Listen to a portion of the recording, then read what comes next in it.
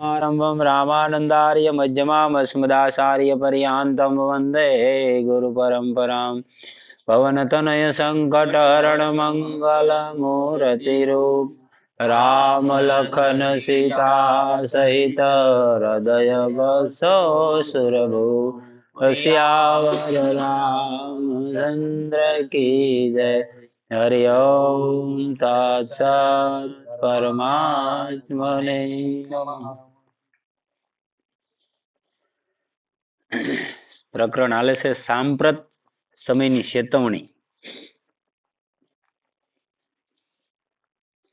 આપણે કાલે જોયું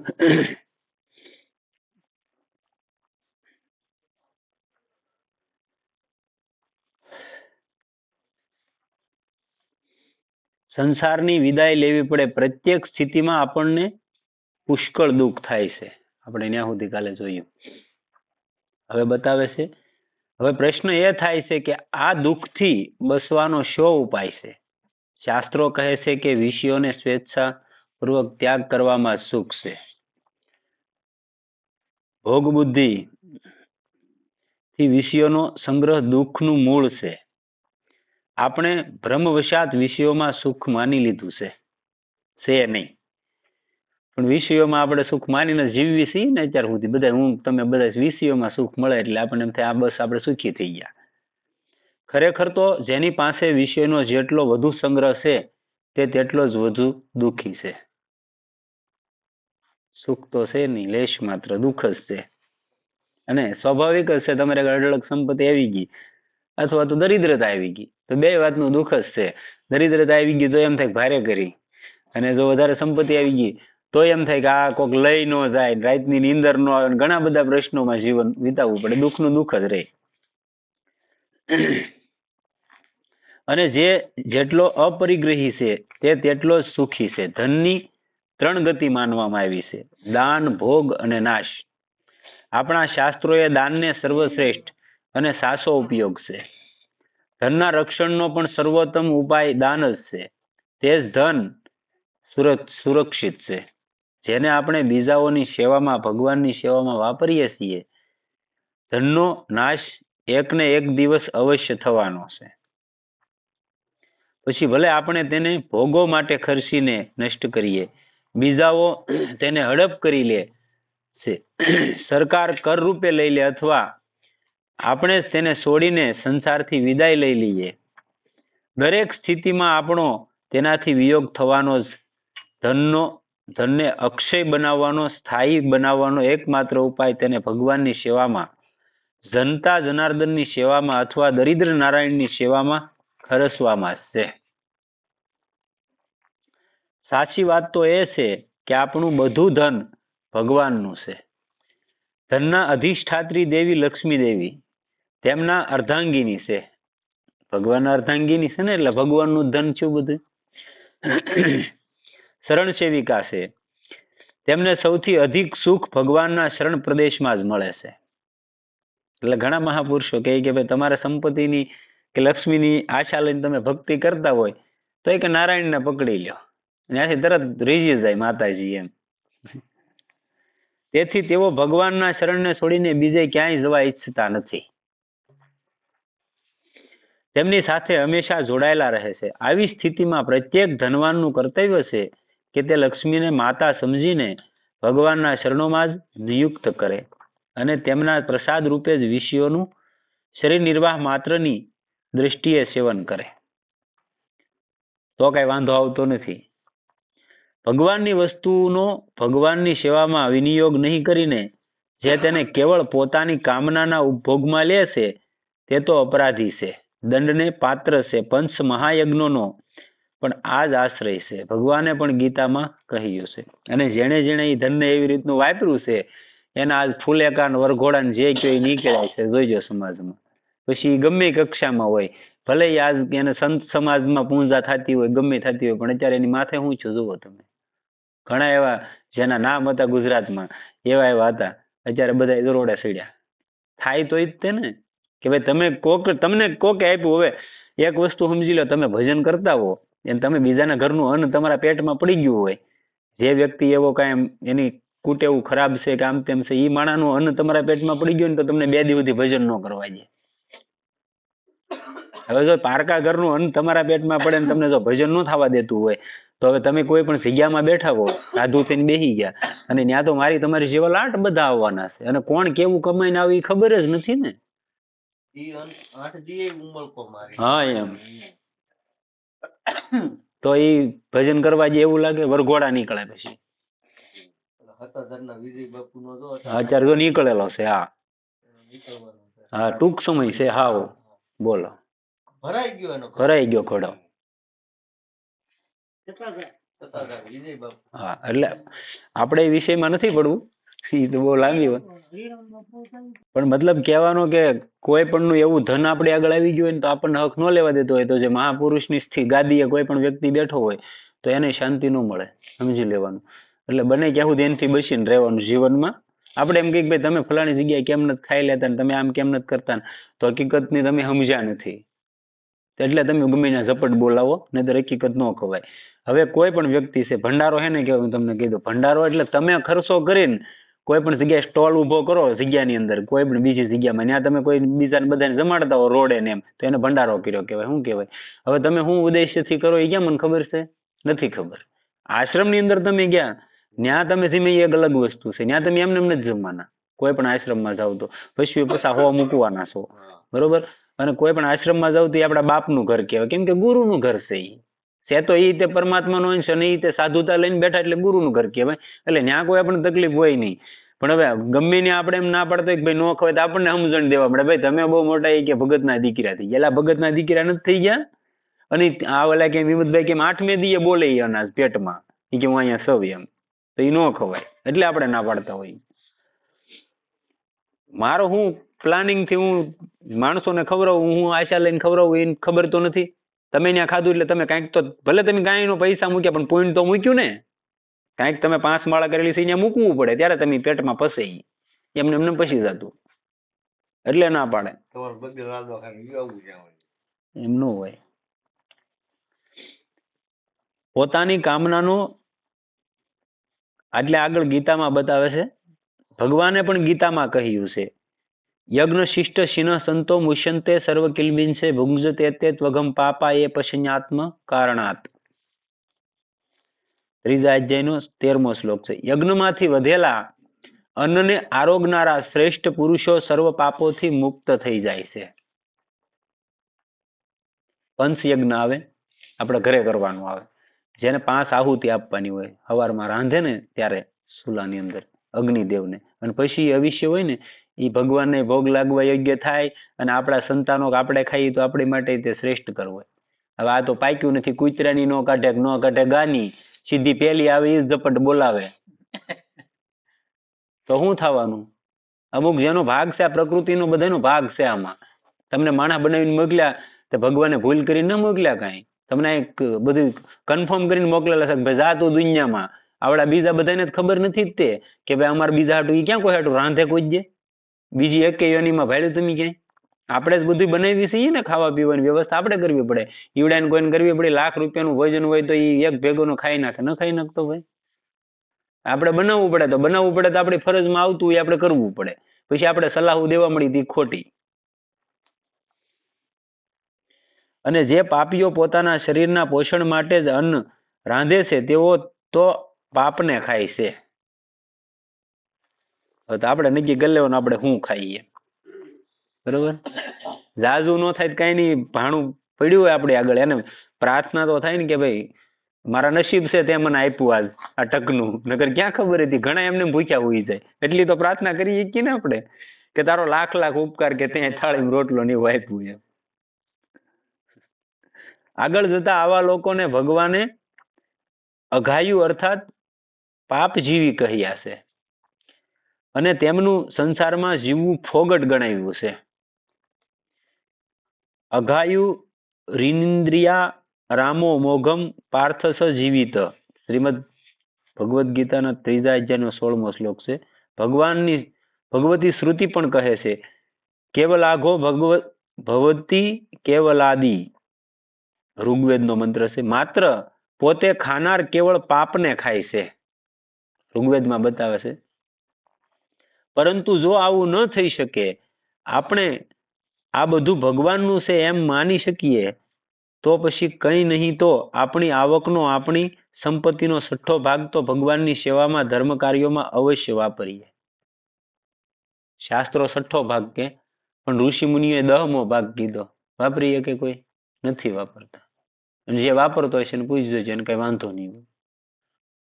આપણે બધું આપણા બાપાનું કરી ગયેલા છે. દુઃખનું મેન કારણ એ છે.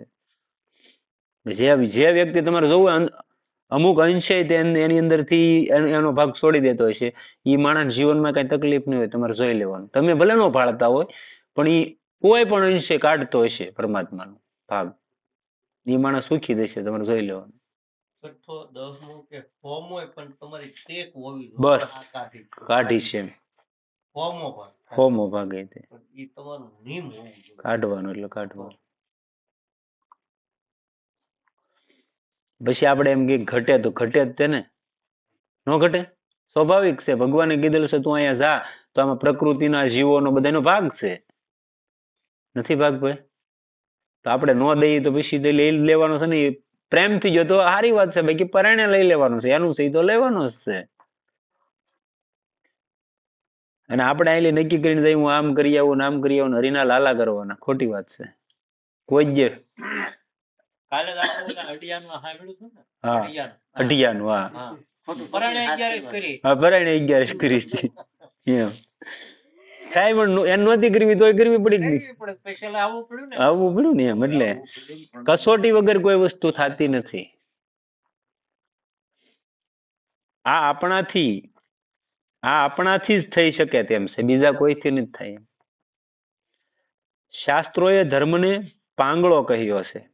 તમે ન્યૂઝ નહીં વાંચ્યા આજના? હિંમતભાઈને ખબર છે, મોદી કુવેતમાં ગયેલો છે ને ત્યારે, કુવેતની અંદર રામચરિત માનસ અને મહાભારત અને અરબી ભાષામાં ટ્રાન્સલેટ કર્યું. બોલો.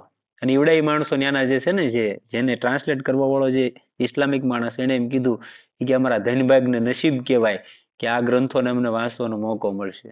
વિચાર કરો, આપણા ધર્મ ગ્રંથો આપણે આગળ છે તો આપણે કદર નથી.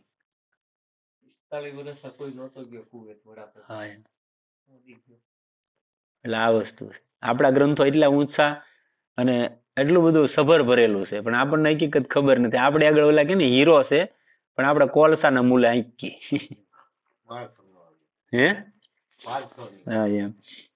શાસ્ત્રોએ ધર્મને પાંગળો કહ્યો છે, તે આપણો સલાઈવો ચાલી શકે તેમ છે. ધર્મ છે એટલે પાંગળો છે કે આપણે સલાઈવી તો જ હાલે. તે રાજાની જેમ આપણી પાસેથી જો હુકમીથી કર વસૂલ કરી શકતો નથી. આપણા માટે જરૂરી છે કે આપણે ભોગો માટે ધનને પાણીની જેમ વાપરીએ છીએ. લગ્ન, વિવાહ તથા અન્ય સામાજિક કાર્યોમાં બેફામ ખર્ચ કરીએ છીએ. કીર્તિ મેળવવા અથવા પદ વગેરે સ્વરૂપે સરકારની પ્રસન્નતા મેળવવા માટે મોટી મોટી રકમો ફંડ ફાળા રૂપે આપીએ છીએ તથા સરકારી અમલદારોને મોટી મોટી પાર્ટીઓ આપીએ છીએ. એવું ન કરતા પોતાની આવકનો અથવા સંપત્તિનો ઓછામાં ઓછો 6ઠ્ઠો ભાગ લોક ભલાઈના કાર્યોમાં આપીએ. પોતાના વ્યવસાયના ઘણા વિભાગોમાંથી એક વિભાગને અથવા એક જ વિભાગ હોય તો તેના એક હિસ્સાને લોકસેવા ટ્રસ્ટના રૂપમાં ફેરવી દઈએ કે જેથી તેની બધી જ આવક લોક કલ્યાણના કાર્યોમાં ખર્ચી શકાય અને તેના પર આપણો પોતાનો હક બિલકુલ ન રહે. કહેવાની જરૂર નથી કે ઉપયુક્ત કાર્યો માટે ધનનો ખર્ચ કરવામાં સરકાર પણ આપણને પ્રોત્સાહન આપે છે. એની પ્રત્યક્ષ સાબિતી છે. સાબિતી એ છે કે ધાર્મિક તેમજ લોક કલ્યાણના કાર્યો માટેના નાણાં ભંડોળ પર સરકાર તરફથી ઇન્કમ ટેક્સ વગેરે કોઈ પ્રકારના કર લેવામાં આવતા નથી. સરકારે આપણને એમાં છૂટી આપે છે. અને જો કોઈ એવા ભારત દેશની અંદર આપણી સંસ્કૃતિની, હિન્દુ સંસ્કૃતિની અંદર કોઈ એવા માણસો ન હોત ને તો આ ગ્રંથ 150 રૂપિયાનો આપણને ન મળે મોટા ભાઈ. તો આનાથી નાના ગ્રંથો તમે અમુક લેબ છે જ્યાં સાપે એને પૂછજો, 2-3 હજાર રૂપિયાનો એક ગ્રંથ છે. આ ગીતા પ્રેસની આપણી માથે કૃપા કહેવાય હિન્દુ ધર્મની. કે જે અમુક અમુક એવા માંધાતા છે આજે રીતે પૃથ્વી માથે કે જે આમાં ડોનેશન આપે પ્રેસમાં, એને લીધે આ પ્રેસ હાલે, નહીતર એક ફરી બંધ થવાની કગાર ઉપર હતો. આપણા ધર્મને આપણે નો હાંસી તો શું થાય? બંધ જ થઈ જાય ને. તો પછી શાસ્ત્રો ક્યાં મળવાના છે? જાજામાં જાજો સંગ્રહ કોઈની આગળ હોય ને ભારતમાં શાસ્ત્રોનો તો ગીતા પ્રેસ આગળ હતો. તો ઈ જ બંધ થઈ જાય તો ક્યાં પછી મળવાના હતા? આવું છે. ઘણા એવા માણસો છે આજે ગીતા પ્રેસમાં ડોનેશન આપે. આજકાલ ઇન્કમટેક્સ વગેરે કરમાંથી બચવા માટે આપણે ઘણા વેપારી ભાઈઓ જૂઠ કપટનો આશરો લેતા જોવા મળે છે. આ રીતે અન્યાયપૂર્વક લાખો રૂપિયા બચાવવામાં આવે છે. એવું ન કરતા લોક કલ્યાણ અર્થે ટ્રસ્ટ બનાવી તે ધન લોક કલ્યાણ માટે ખર્ચવું જોઈએ. પોતાના અંગત કામોમાં તો બિલકુલ નહીં. આ રીતે લોક કલ્યાણના કાર્યોમાં જે કંઈ ખર્ચવામાં આવશે તે ધન અક્ષય બની જશે. એ ક્યારેક ખૂટશે નહીં. અક્ષય એને કહેવાય જે ક્યારેક ખૂટે નહીં. આપણે ભોગ બુદ્ધિથી જે ધન એકઠું કરીએ છીએ તે તો આપણા મરણ પછી અહીં જ પીડ્યું રહેવાનું છે. તેમાંથી એક પાય પણ આપણી સાથે નહીં આવી શકે. એક સોય પર પણ આપણો અધિકાર નહીં રહે. પરંતુ ધર્મ માટે આપણે જે કંઈ ખર્ચીશું તે પરલોકમાં પણ આપણને પ્રાપ્ત થશે. આમ છે શાસ્ત્રો કેવું, હું ન કેતો ભાઈ. બીજા અવતારમાં શું કામ મળે? બીજા અવતારમાં ન મળે. અહીંથી તમે કાંઈ પણ પુણ્ય કર્મો ને એવો કરેલા હોય તો એ પ્રમાણે તમે લોકમાં એ લોકોની અંદર વાસ મળે એવું હોય જીવને. એવી રીતનું હોય. એની બધી કેટેગરી આખી આવે કે ભાઈ તમે કેવા કર્મો કરો તો કયા લોકમાં જાઓ. અહીંથી જીવ જાય થોડું ઘણું સારું જીવન જીવે, સારા કર્મો કર્યો તો પિતૃલોકમાં જાય. એથી વિશેષતા કે એની ઉપરના લોકમાં સૂર્યલોક, ચંદ્રલોક, પછી બહુ સારા કર્મો કર્યા હોય ને એવું બધું કર્યું તો સ્વર્ગ સુધી જાય, મોક્ષ ન મળે. અને આ બધા લોક એવા છે કે તમે ચાર્જિંગની બેટરી હોય એને તમારે રાતે વાપરી સવારમાં ચાર્જિંગમાં મૂકવી પડે ને, નકર બીજે દી ન હાલે. એટલે એ ત્યાંથી ખૂટી જાય એટલે પાછા અહીંયા મોકલે પરમાત્મા. એ કે જા ભાઈ તારા બેલેન્સ ખૂટી ગઈ, તો પુણ્ય કરીને આવ્યો હતો, જે કઈ દાન કર્યું હતું, જે કર્યું હતું એના ફળ રૂપે તને રહેવા મળ્યું, ભોગ ભોગવવા મળ્યા, ખાવા પીવા ને એશો આરામ જે મળ્યું એ હવે પાછું ખૂટી ગયું એટલે અહીંયા આવવાનું. અહીંયા આવીને તમને માણસ બનાવીને મોકલ્યા. હવે અહીંયા તમને ખબર તો નથી કે હોસ્ટેલે હું સ્વર્ગમાં હતો એમ. એ તો ખબર નથી, યાદ શક્તિ તો રહી નથી. એટલે અહીંયા આવીને પાછા ક્યાં ચડ્યા એ તો નક્કી નથી. એટલે હતા ને અહીંયા. એટલે શ્રેષ્ઠ એમ નથી બતાવતા. આ તો અમુક વ્યવસાય માટે, અમુક પરિસ્થિતિને અનુકૂળ એવા માણસોની મદદ માટે એ માટેનું એક આ ભંડોળ ઉભું કરવાની વાત છે. બાકી તમારા કલ્યાણ અર્થે તો તમે અમુક દાન ને એવું કરી શકો. એથી વિશેષ ઘણા એવા માણસો છે કે જેની પોતાની સંપત્તિ છે, કઈ સંતાનો નથી, તો બધી સંપત્તિ અમુક સંસ્થાને આપી નથી જતા. તો ક્યાં આમથી કાયમ લાગવાનું છે? સરકાર લઈ જવાની છે ભાઈ પેલા તો વૈયા જાય છે એ માટે. બાકી તમારા કલ્યાણ માટે તો નામ જ કાફી થઈ જાય. સ્વર્ગ નહીં, હું એમ કહું મોક્ષ સુધી લઈ જાય. એટલે અહીંયા બતાવે છે મૃત્યુ પછી આપણને સ્વર્ગાદી લોકોની પ્રાપ્તિ છે, જેમાં કે જ્યાંના સુખ અહીંના સુખોની તુલનામાં કેટલાય ગણા અધિક છે. અને જો ભગવત સેવાની ભાવનાથી, ભગવાન અર્થે અથવા ભગવાનને અર્પણ કરવાની ભાવનાથી કે નિષ્કામ ભાવથી લોક કલ્યાણના અર્થે કાર્યોમાં આપણે ધનને વ્યય કરીશું તો તે આપણા કલ્યાણનું પરમ સાધન બની જશે. આપણે જન્મ મરણના બંધનમાંથી હંમેશ માટે મુક્ત થઈને ભગવાનમાં વિલીન થઈ જઈશું. હવે પૈસા તમારે ગઢળક છે, તમે કથા ને એવું કરી નાખો તો એનથી તમને મુક્તિ મળી જાય ને ભાઈ. તમારો જેવો ભાવ તમે જેવા વાપરી શકો એ વાળી વાત છે. ઈગો હાટું નહીં કે મારે 5 જણાને દેખાડવા માટે નહીં, મતલબમાં કરવું તો દિલથી. અથવા ભગવાનના પરમ ધામમાં પહોંચી જઈશું જ્યાં અક્ષય સુખનો વાસ છે અને દુઃખ તો અંશ માત્ર પણ નથી. ભગવાને ગીતામાં પણ કહ્યું છે સ્વલ્પમ્યપ્યસ્ય ધર્મસ્ય ત્રાયતે મહતો ભયાત. બીજા અધ્યાયના 40મો શ્લોક છે.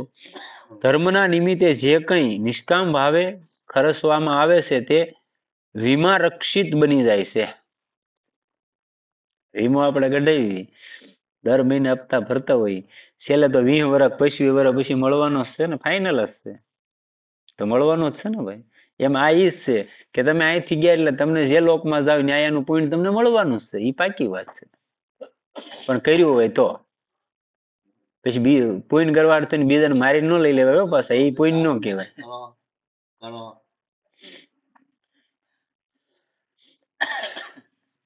તેને ચોર ચોરી શકતા નથી, ડાકુ લૂંટી શકતા નથી, રાજા છીનવી શકતો નથી અને અન્યાયી હડપ કરી શકતો નથી. પરંતુ આપણે અજ્ઞાની જીવો ચોરી, લૂંટ, રાજદંડ, આગ વગેરે ઉપદ્રવો એ બધું જ સહી લઈએ છીએ, પણ સ્વેચ્છાપૂર્વક ધર્મનો દંડ નથી સ્વીકારતા.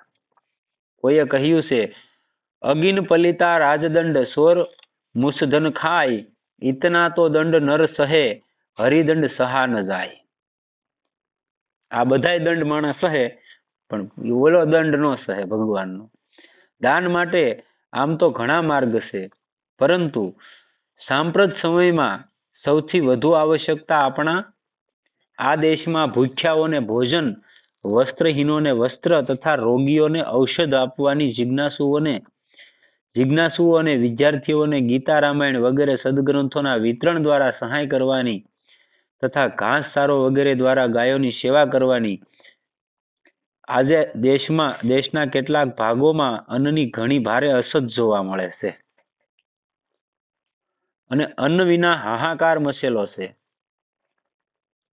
આપણી નજર સામે દરરોજ હજારોની સંખ્યામાં આપણા જેવા આપણા ભાઈ બહેનો અને બાળકો ભૂખના માર્યા કમોતે મરી રહ્યા છે.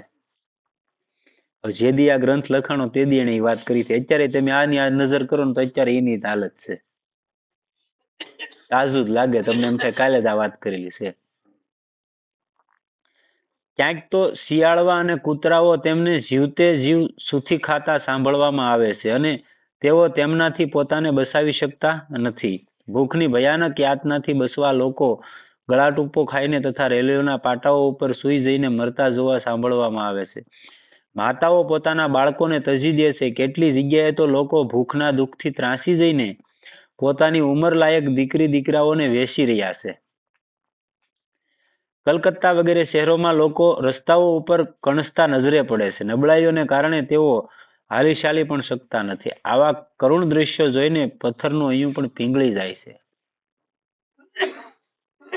આપણી માતાઓ અને બહેનો પાસે લાજ ઢાંકવા માટે વસ્ત્ર પણ નથી અને ભૂખથી કંગાળ સ્ત્રી પુરુષો જાત જાતના રોગોનો શિકાર થઈ રહ્યા છે. આ સમયે આપણા ધનવાન ભાઈઓનું સૌથી મોટું કર્તવ્ય છે પોતાના દુઃખી ગરીબ ભાઈઓને ખુલ્લા હાથે મદદ કરવી, તેમને પોતાના મોતના મોઢામાં જતા બચાવવા, અન્નહીનોને માટે અન્નની, વસ્ત્રહીનો માટે વસ્ત્રની, રોગીઓ માટે ઔષધિની અને વિદ્યાર્થીઓ માટે વિદ્યા અભ્યાસની વ્યવસ્થા કરવી તથા જે લોકો દાન લેવા માંગતા ન હોય તેમના માટે સસ્તા અનાજની દુકાનો ખોલવી.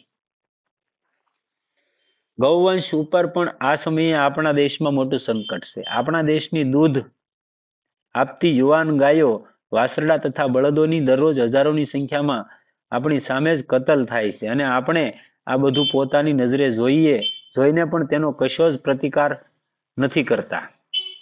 ઘણી બધી ગાયો તો ઘાસચારાના અભાવે મરી રહી છે. આપણું કર્તવ્ય છે કે આપણે તેના માટે ઘાસચારાની સુયોગ્ય વ્યવસ્થા કરીએ અને એ રીતે તેમના વધતા જતા વિનાશને રોકવાનો પ્રયત્ન કરીએ. ગૌધન આપણું સૌથી મોટું ધન છે.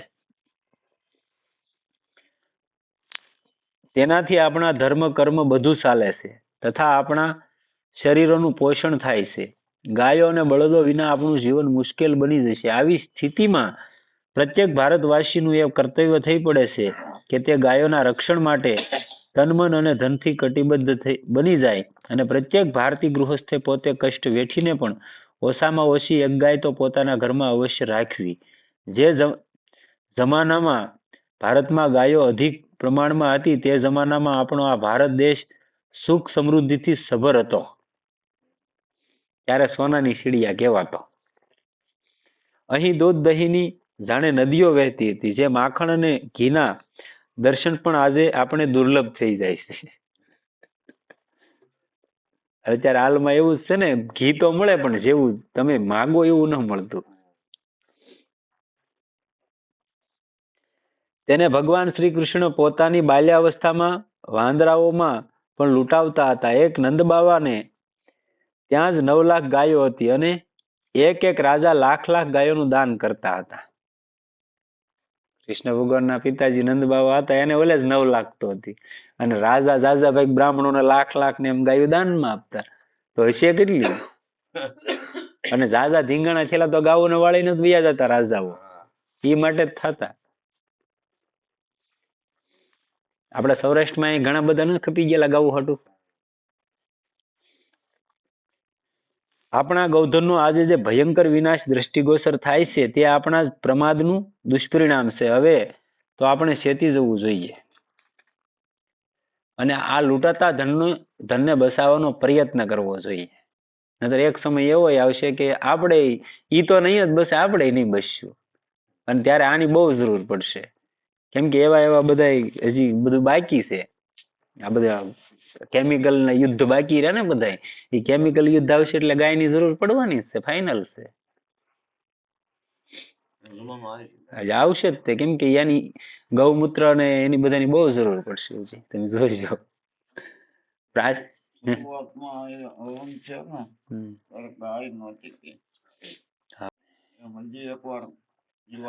આવશે આવશે. પ્રાચીન સમયમાં લોકો ગાયોનું રક્ષણ કરવા માટે મોટામાં મોટા કષ્ટ વેઠવા માટે તત્પર રહેતા હતા. ગાયોના પ્રાણ બચાવવા માટે પોતાના પ્રાણોનું પણ બલિદાન કરવામાં ખચકાતા ન હતા. મહારાજા દિલીપની ગૌભક્તિ અને અર્જુનનું ગૌરક્ષા વ્રત આના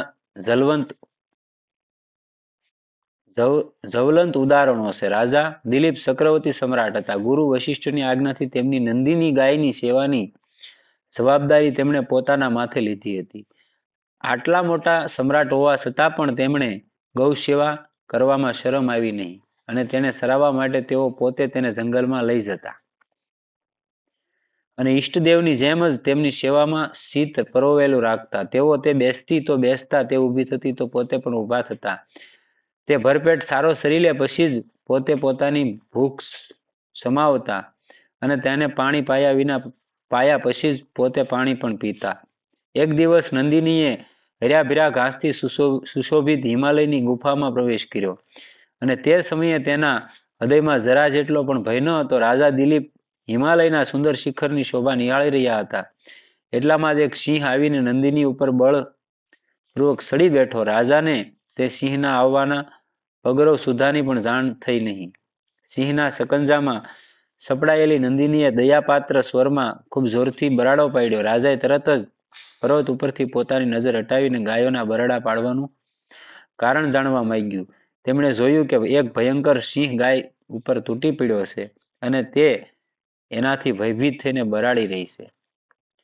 રાજાએ તરત પોતાનું ધનુષ્ય ઉઠાવ્યું અને તેના ઉપર બાણ સાધીને તે સિંહ ઉપર છોડ્યું, પરંતુ રાજાના બાણની સિંહ ઉપર કોઈ પણ અસર થઈ નહીં. તેમણે સિંહ ઉપર જેટલા બાણ છોડ્યા તે બધા જ ખાલી ગયા. જ્યારે રાજાએ જોયું કે બીજા કોઈ ઉપાયથી ગાયનું રક્ષણ કરવાનું મુશ્કેલ છે, ત્યારે તેઓ જાતે જ સિંહની સામે જઈ ઉભા રહ્યા અને કહેવા લાગ્યા કે તું આ ગાયને છોડી દે, તેના બદલે મારા માંસથી તારી ભૂખ શાંત કર.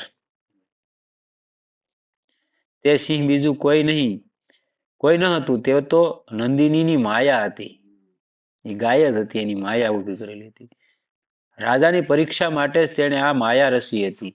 રાજાનો આ અનુપમ ત્યાગ જોઈને નંદિની પ્રસન્ન થઈ. થોડી વાર પછી રાજાએ જોયું કે ક્યાંય કશું નથી. એકલી નંદિની મજાથી ઘાસ ચરી રહી છે. દેવમુનિ ગાયું ઉચ્યું ને, એ ઉચ્યું છે ને એવું હોય.